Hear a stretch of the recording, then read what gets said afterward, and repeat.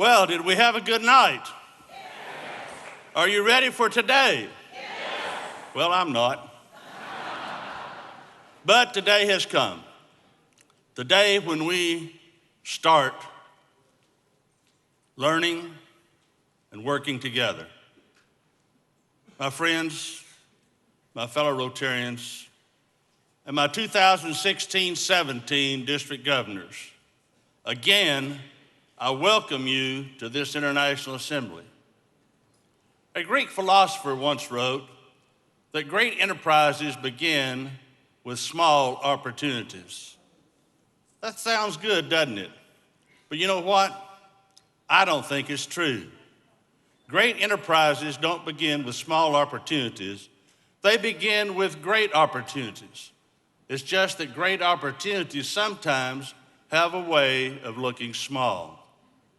Every one of us here has been given a great opportunity. And I'm not talking about the opportunity to serve as a district governor, or even the opportunity that I've been given to serve as RI president.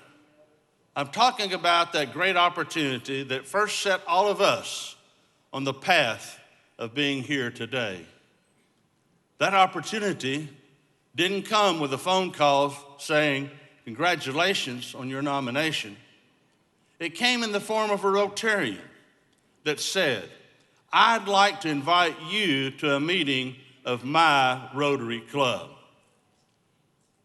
That might have seemed like a small opportunity at a time, but for whatever reasons for each of us, it also seemed like a good idea, an interesting chance to meet some good people and to do some good work and have some fun along the way.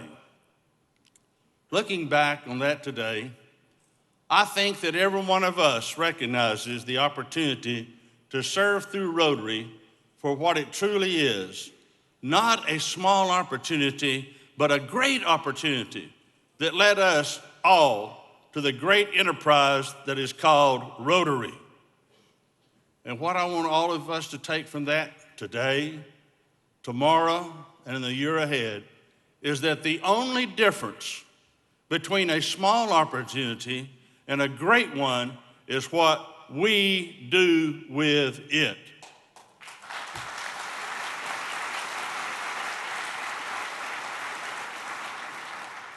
All of us are here in San Diego this week because we've been given an opportunity to motivate, to inspire, and direct our clubs to better, more effective, and more ambitious service. What we do with that opportunity is up to each and every one of us. But the decisions we make won't end with us. The effects of our work, our decisions will ripple out all over the world to people we'll never meet, but whose lives we will change forever. Like the women who right now at this moment are walking down dirt paths with water jars on their heads on their way to get water from a polluted stream that's an hour away from their homes. Next year, they won't have to carry that water anymore because of the bore wells that Rotary will dig. The girls in India, go ahead. The girls in India who have to leave school at the age of 12 or 13 because their school has no toilet blocks. Next year, those girls won't have to leave because of the toilet blocks that Rotary will build. And the children in Pakistan and Afghanistan who live every day with the risk of being paralyzed by polio. Next year, they won't have to worry about that because we will have vaccinated all of those children, and soon their countries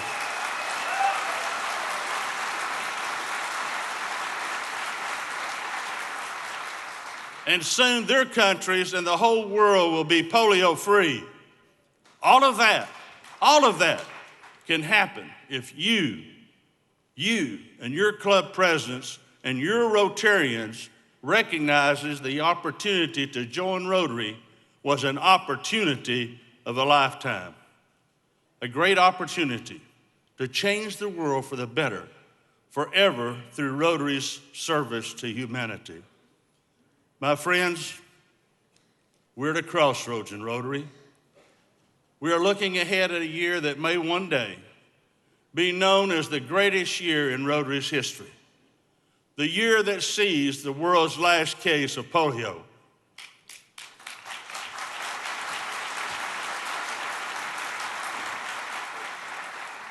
We are so close, so much closer than we've ever been before. All of South Asia and all of Africa are now polio-free. And only 2 countries now share that one remaining reservoir of the wild polio virus. And those 2 countries, Afghanistan and Pakistan, are giving everything they have with all of the help that we can give them to make this the year that polio finally falls.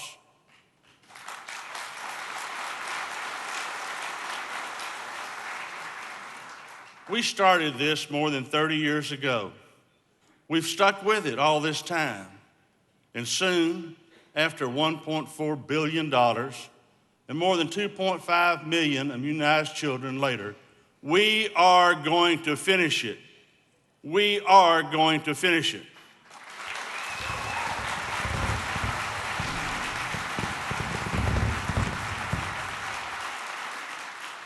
And when that moment comes, we need to be ready for to be sure that we are recognized for that success and leverage that success into more partnerships, greater growth, and even more ambitious service in the decades to come. We need to make sure that everyone knows the role that Rotary has played in making the world polio-free. That, to me, is tremendously important, because the more we are known for what we've achieved, the more we'll be able to attract the partners, the funding, and most important of all, the members to achieve even more. At Rotary headquarters, we're working hard to be sure that Rotary does get that credit, but it can't all happen in Evanston. We need you to get the word out through your clubs and in your communities about what Rotary is and what we do. Nobody should ever ask, what is Rotary? And we need to be sure that our clubs are ready for that moment, that polio is finally eradicated. So when people who want to do good see that Rotary is an organization where they can change the world, every Rotary Club is ready to give them that opportunity. We need clubs that can not only attract new members, but engage them in Rotary service. Clubs that are welcoming and active, that truly follow the 4-way test. We can't forget that the reason Paul Harris founded Rotary 111 years ago is still very much the reason people come to Rotary today. To find people who share their values, people who believe in honesty, diversity, tolerance, friendship, and peace, and who believe that serving humanity is the best that they can do with their time on this earth. Whether we're reading to school children or building a blood bank or holding a dental clinic, even as we change and adapt and move forward, the essence of who we are and what makes a Rotarian doesn't change. We're still based on a classification principle because our diversity is our strength. We still hang the 4-way test on our wall because high ethical standards don't ever go out of style. And we still believe, as Paul Harris believed, that serving humanity is the best worthwhile thing any of us can do with our lives. That's why our theme in 2016-17 will be simply Rotary Serving Humanity.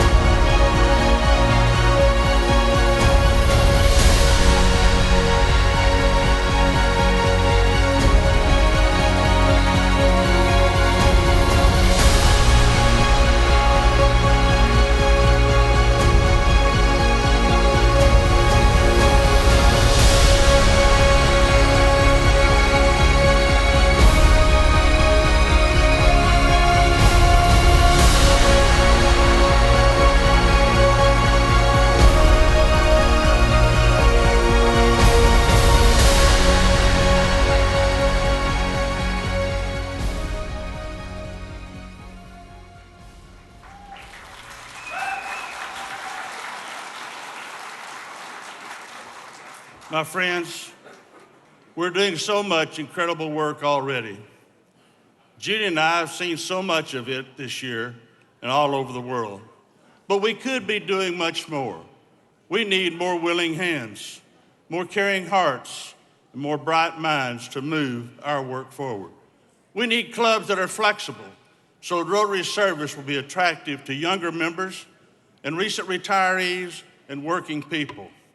We need to seek out new partnerships, opening ourselves more to collaborative relationships with other organizations to achieve even more.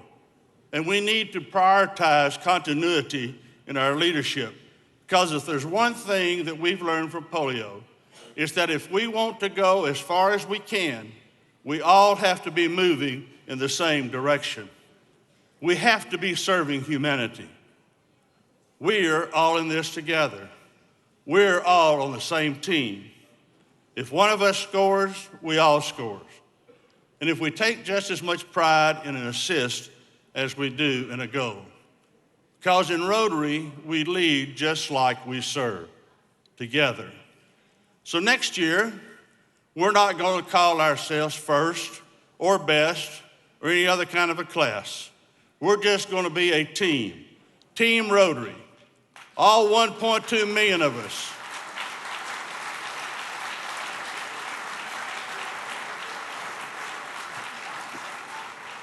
All 1.2 million of us working together, serving together, striving together for our shared goal of a better world. And that's the way it should be. But all of you here this week, you're different, you're special. You're the best players we've got. You're not just regular players, you're the Rotary All-Stars.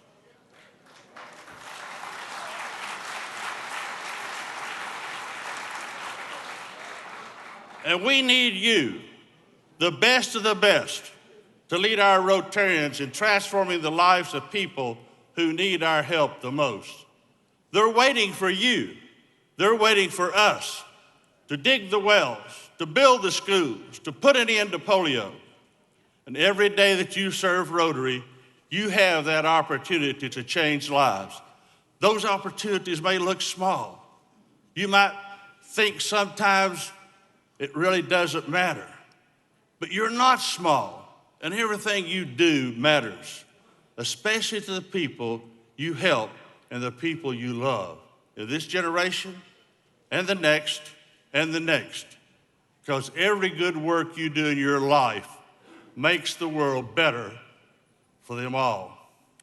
One good work at a time, one day at a time, that's all it takes. That's what we're here for in Rotary. That's what we do. And next year, it's going to be your and my responsibility to make sure that we do it well, to make sure that Rotary serves humanity as much as it can, as well as it can, and that Rotary changes as many lives as it can for the better. So that the mothers who are still carrying water on their heads, and the girls who have to leave school, and every one of the world's children who are still at risk for polio, see their world change for the better next year because of Rotary serving humanity. Because each one of you saw a great opportunity, and you took it. Thank you. God bless you.